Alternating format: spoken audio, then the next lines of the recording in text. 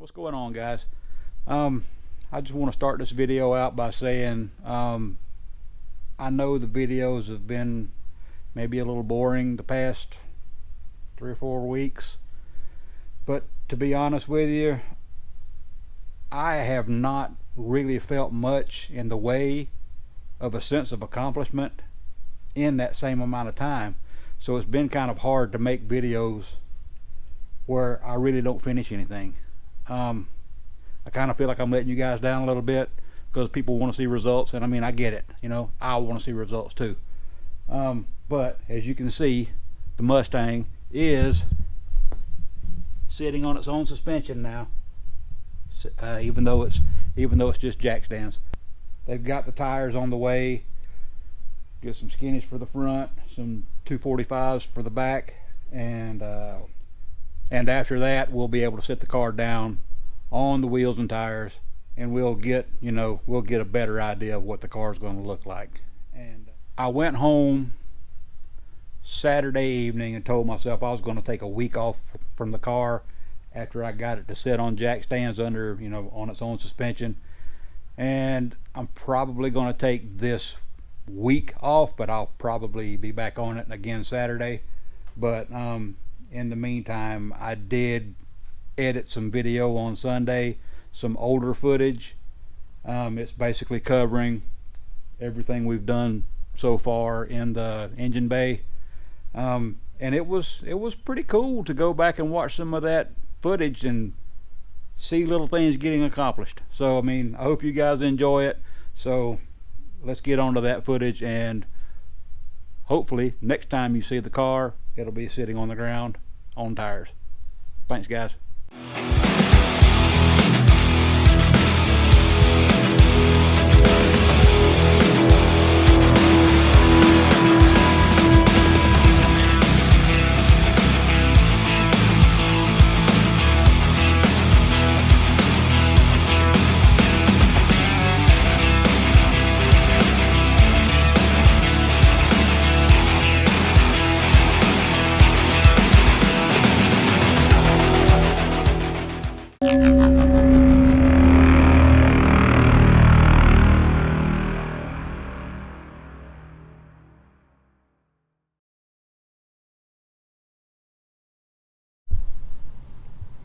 Okay, I got the radiator mounting kit from Summit Racing the other day. Makes it a lot easier. The factory ones were old, rusty, and half gone. So we're going to just start with all new hardware. And I really hate this because I kind of wish I'd have put these on before I painted. But it is what it is, because now these things are going to scratch up our nice new paint. But it is, like I said, it is what it is. So there we go. Well, if you just put them on and leave them, it won't show. That's true. Nice brand new hardware, I love it. So let's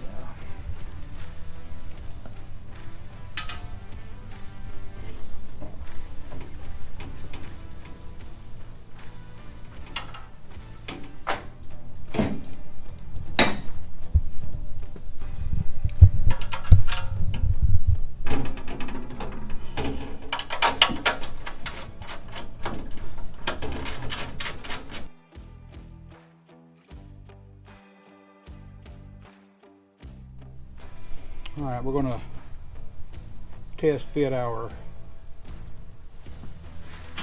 fan shroud here. They didn't send any hardware to mount the shroud to the radiator. I mean, all I got is a bunch of these little zip clamps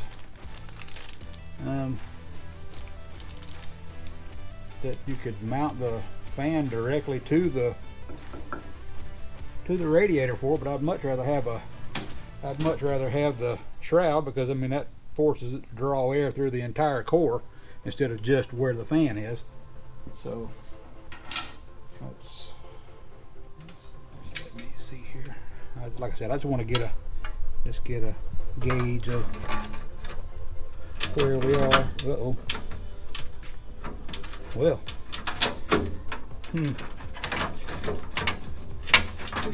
quarter 20. Quarter 20s won't even fit through that hole. Oh boy, huge deal.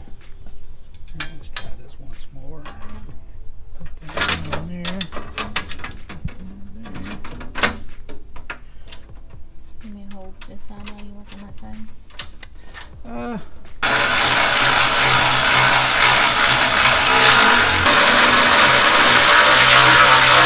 Okay, good enough. So this is the old one. We're just going to stick this right there for right now. See, that's how far that's going to stick out, and that is not going to clear.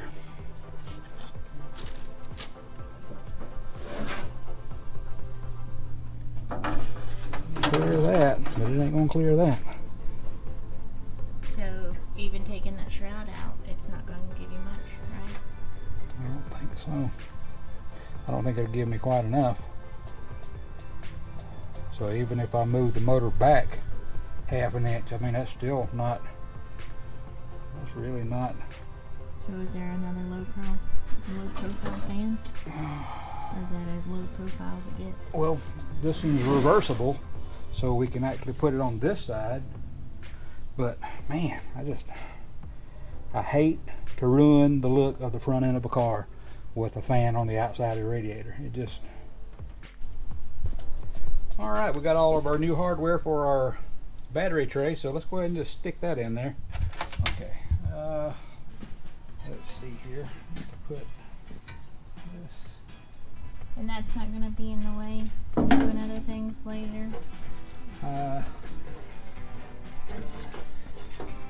want to say no, but I really don't think it will.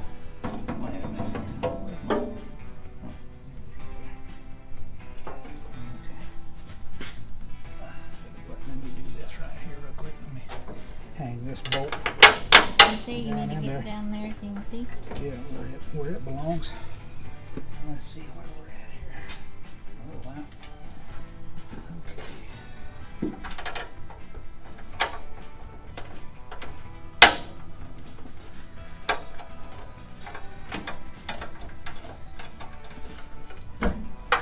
As per usual, something that's supposed to be easy.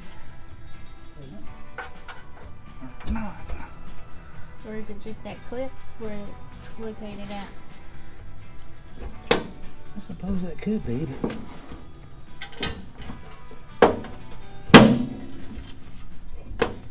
A good bit.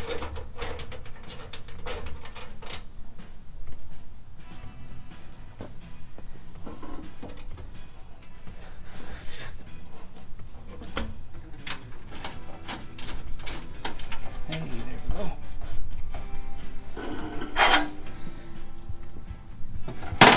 One in a row. Pretty sure that's what it's going to be.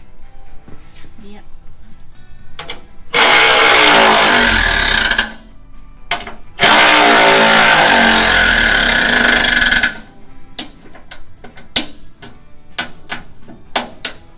Alright. Now, I guess we'll have to go here. And I'll have to have a deep well for that. Well, see what this is like a carriage bolt. It's got a square. There we go. There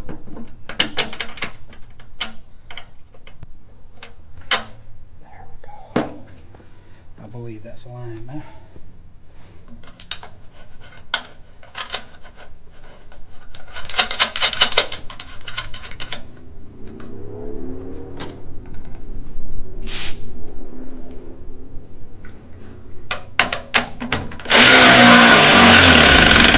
Yep, there we go.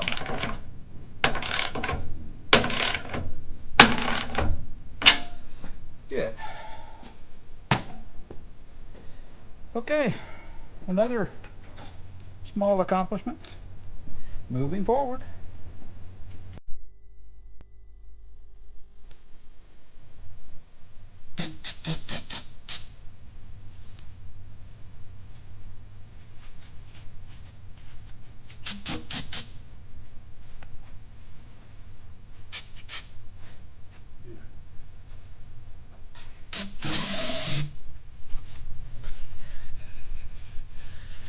Just want to get all the grease and grime off of it that may have wound up on it after we're handling it. Paper towel. I know it, yeah. Get paper towel all down there. It'll be good for it. It'll scrub it on its way out. Don't listen to me, folks. I don't know what I'm talking about. Alright, I'm gonna take the advice of my friend's old-timer mechanic buddy, and we are gonna try and use the cork on the china walls. So I will report back and let you guys know if it worked or not. So I'll be the guinea pig.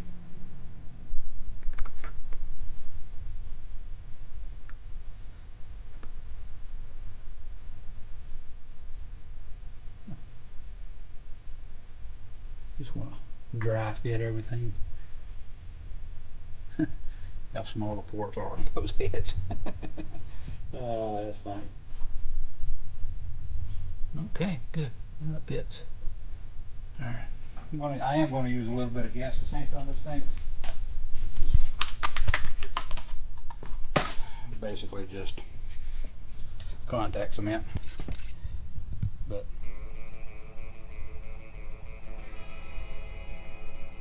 so that's I'm not sure if it's supposed to be this dry or not. Because this can was on the shelf for quite a long time. It had dust all over it, and the label was faded out. But we're gonna see. Up there. These out of the way. What are these? I am not sure what's going on there, to be honest with you.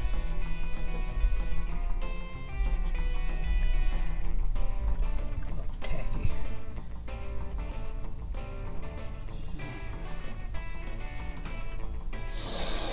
Don't do that. Okay. Alrighty. Let's see. Don't snip it. About time. Well, I think this. Well, we'll see. Let's see what happens here. Oh. I mean, it's not like we're going to be starting the motor anytime soon. Now, what we will do. Oh, I'd like to put some of that around the water jackets too. Give those a better chance of sealing up. Good Lord. This stuff is like one of those boogers that you have to roll around on your finger for 10 minutes to get it to flick off. Okay. Not that I know anything about that.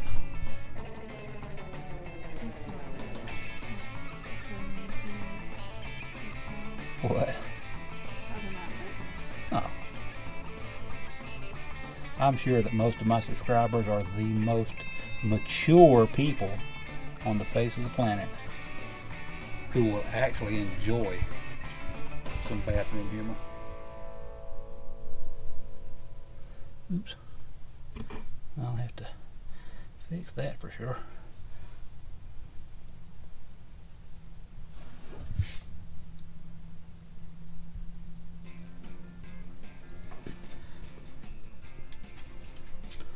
Alright, so now you see why I needed some studs so I can line everything up here.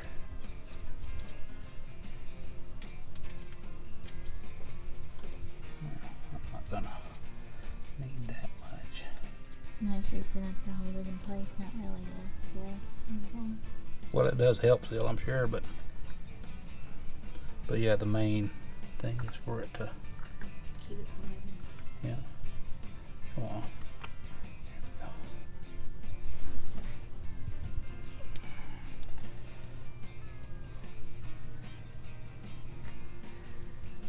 And what is that thing right there? That's part of the head gasket. Alright. She is in place.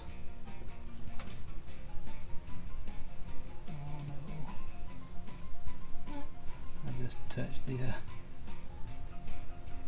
RTV. Yep.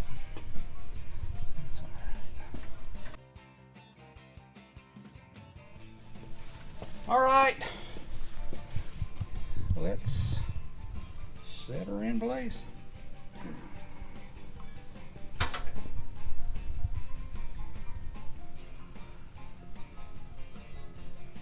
Oh yeah. So now, one try. All right. So now I can use the regular bolts to go in. I'm using stainless fasteners, and guys, let me warn you ahead of time. Whenever you use stainless fasteners, always use anti-seize. Either anti-seize or some kind of thread locker, any kind of liquid that's going to keep galvanic corrosion at bay, because that is a real thing with stainless fasteners. You can tighten two stainless fasteners together without anti-seize, and sometimes they'll seize together so tight it's like you welded them together. I mean, that is not a joke. So this is what we used. We used the little studs that we just made to align the intake manifold to the cylinder head, so it's just one shot. And remember what I said, remember to always use anti-seize on stainless hardware.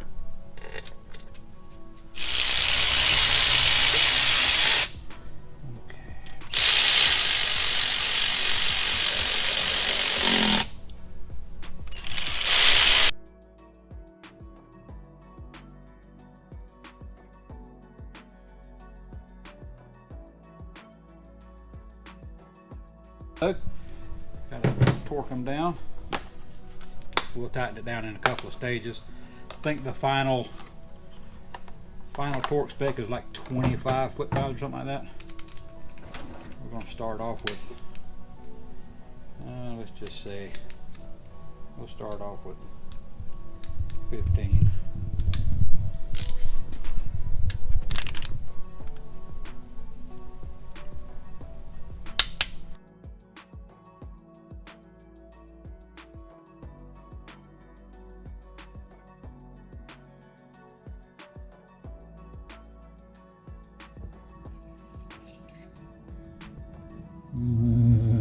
That's never going to get old. We'll get the water pump installed. Not much done tonight, but I'll come home. Alrighty, just going to put a couple of little dabs of this on there just to hold the gasket in place.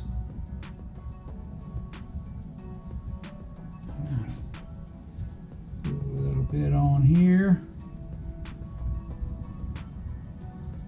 A lot of people like to use sealant all over this stuff, but I'm trying to get away from doing that, because I mean, I used to do the same thing. I used to just gob the RTV all over it, but everybody says to put them on dry, so that's what we're going to do. Even when you go on Felpro's website, they tell you to put it on dry. So I'm just putting this gasket cinch on there just to hold it in place while I get everything ready to bolt up. So had to buy new water pump bolts, and those things are ridiculous. Specialty bolts, obviously, but 1, 2, 3, 4, 5, 6, 7 bolts shipped to my door for $53. Whew. But in order to keep from making the same mistake that Ford made whenever they originally put these on, I'm going to use two products, which I mean, I'm sure that they did use a sealant on the threads, but the other one I'm going to use is the anti-seize. Whenever you're putting two dissimilar metals together, always use anti-seize, especially the stainless stuff. I know I probably already said that, but put a little bit of thread sealant here. There's only 4 on this one that actually have to have thread sealant, and I don't know which 4 they are. And some of them are obvious that it's not going to need these top ones definitely aren't going to need it, and this one here is definitely not going to need it, but the ones that actually go into the water jacket itself do. So which would be this one and this one and this one and this one. So okay, that's the 4. So it'll be these 2 and the 2 that I've got in my hand. Okay. So what I'm also going to do here, like I said, I'm going to put the anti-seize on the shank of the bolt, not the threads, but the shank.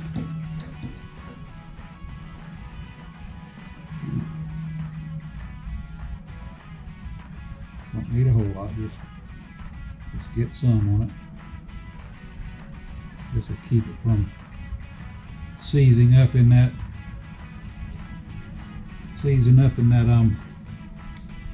timing cover there. So let me see if I can do the trick here and knock them off, stand that up without it falling off. And what I'll do is I will grab this one over here on the opposite side and get it lubered up and smeared up and sealed up and whatever else up, and hold the water pump in place.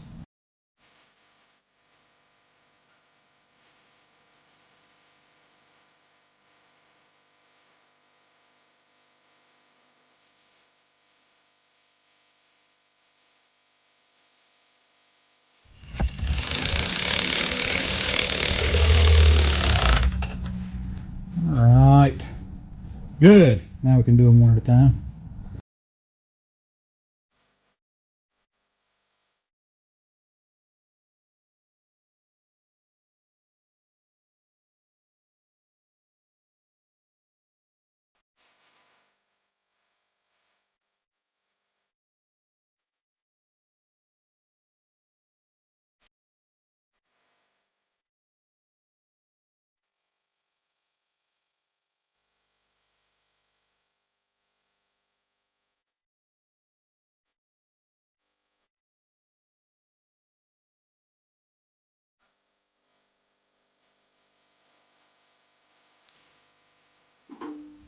Torque spec that I found online says 15 foot-pounds.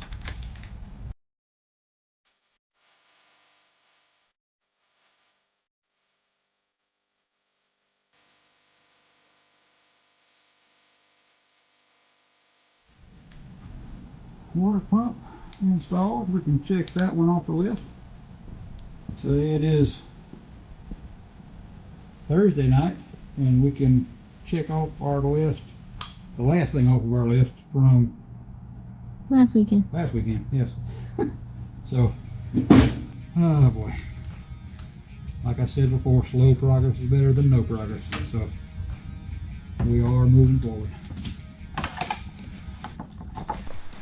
Alright guys, we've got the new California Pony Cars shift linkage installed in the transmission, so we can use the factory 65 model shifter with the AOD transmission. And since we've converted the carburetor, we had to buy the new TV cable to hook to it. This is a low carb brand that it'll hook right into the carburetor, keep us from burning the transmission up. And also, while I have the pan off, I want you to take a look inside of this pan. I believe that is the absolute cleanest pan that I've ever seen. But this little piece right here, some of you guys may, if you ever have a Ford and you change the transmission fluid in it, like an AOD or a 4R70W or whatever, if you find this piece in your transmission, don't freak out, because all this is a plug that goes in where the dipstick tube goes into the transmission. And basically, since these transmissions are used in several different models of vehicles, they don't know which, I get the manufacturer of the transmission doesn't know which vehicle you're actually putting it in. So when the vehicle goes through the assembly line and they put the particular dipstick in for the model of car, this is just sitting in there. The dipstick comes in and just pushes this down into the pan. It lands in the pan, and Just if you do find this in there, just take it out, throw it in the garbage, because that's all it is. So don't freak out. Wendy cleaning up the transmission pan here. It's pretty gunky on the outside, but the inside was just spotless. I'm glad she's here doing this kind of stuff, because I really despise cleaning up all the greasy and nasty gunky stuff. I think that's creeper again.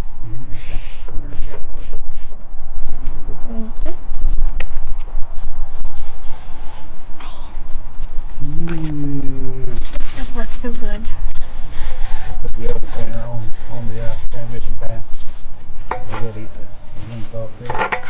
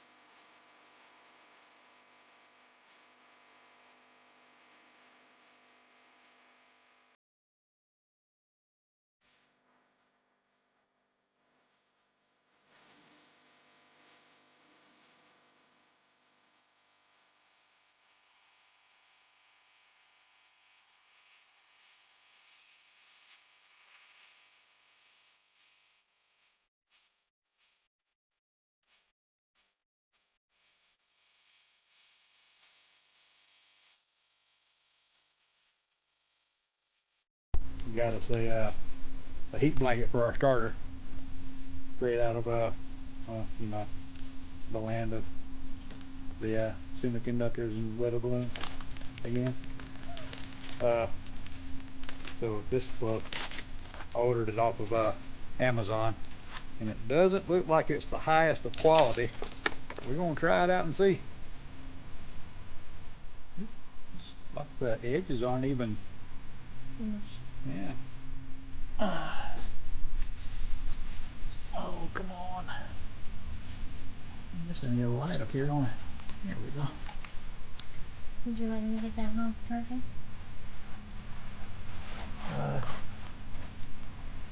Yeah, let's do that. So, I guess this is how it goes on. Oops, sorry. Sorry, guys. Yeah, let me get on from there. Yeah, let me see that.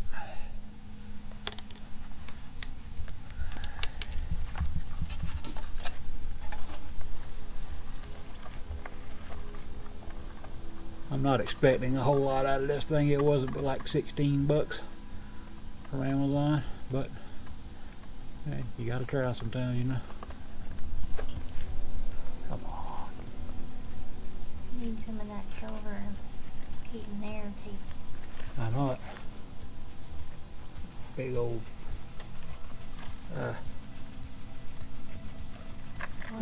big old hose clamp.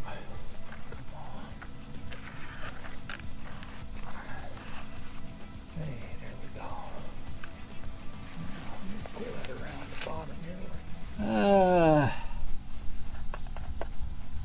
So we kind of, I fumbled my way through the other one. So, well. So I'm going to put this one on the exact opposite of the other one, just because. Uh-oh. Just because I'm stupid. Uh-oh. That's not good. No. Are you kidding me?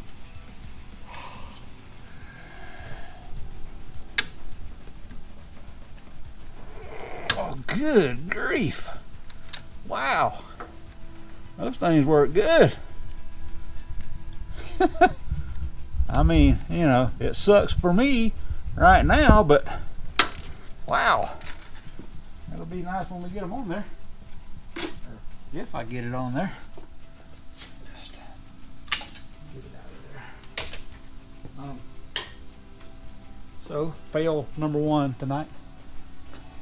But we did get halfway put on, so that's good. You don't have a big hose pipe? No. I can get one. Well, we might, oh yeah, we do. We do have one. Okay.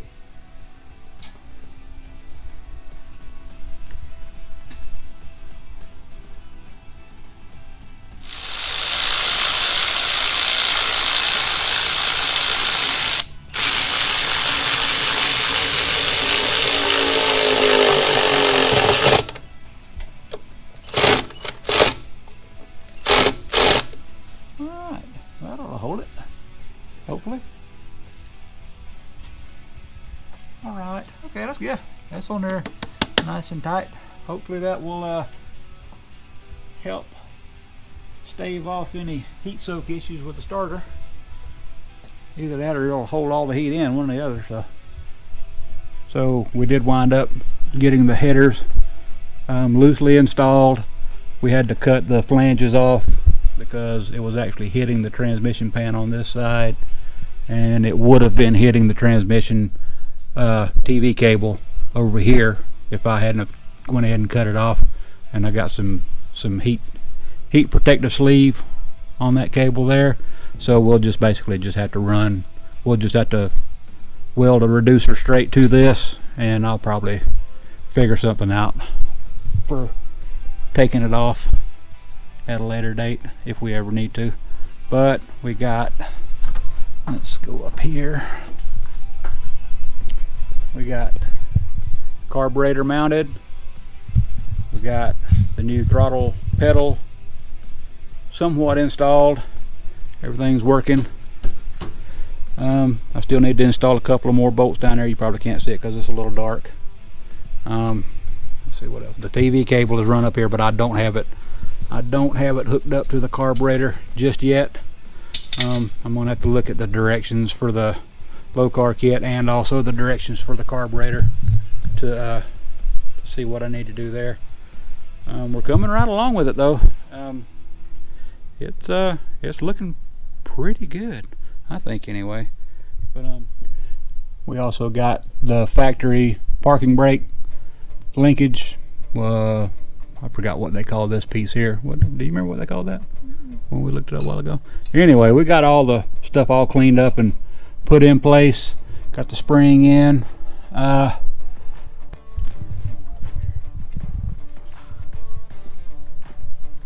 I'm gonna take our old distributor and pull the gear off of it just to see if I can't get this to prime that oil pump.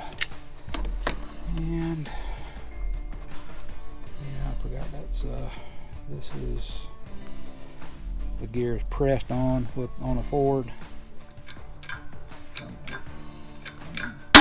There we go.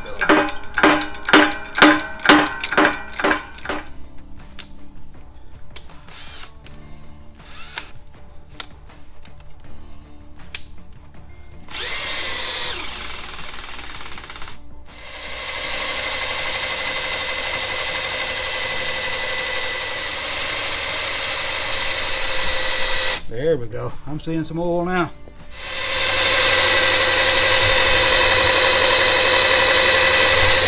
Yep, finally.